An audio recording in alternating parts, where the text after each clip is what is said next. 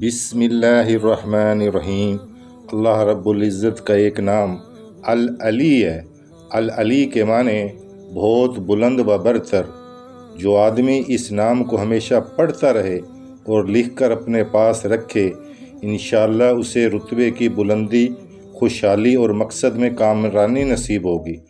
جو اس نام کو ورم یعنی سوجن پر 3 بار پڑھ کر پھونکے، انشاءاللہ صحت پائے گا۔ اگر فقیر اسے 110 بار پڑھے تو غنی ہو جائے اور دنیا میں عزت پائے۔ اگر یہ اسم مبارک لکھ کر بچے کو باندھ دیا جائے تو جلدی جوان ہو۔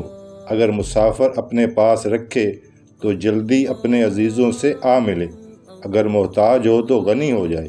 یہ نام بزرگوں، طلباء اور سالکین کے لیے ایک روحانی خزانہ ہے۔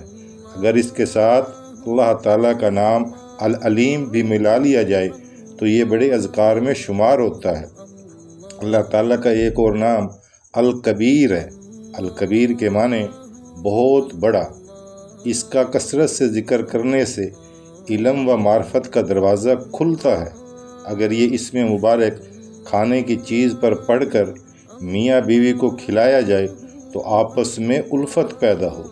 جو شخص اپنے عہدے سے معزول ہو گیا ہو وہ 7 روزے رکھے اور روزانہ 1000 مرتبہ یا کبیر پڑھے، انشاءاللہ اپنے عہدے پر بحال ہو جائے گا۔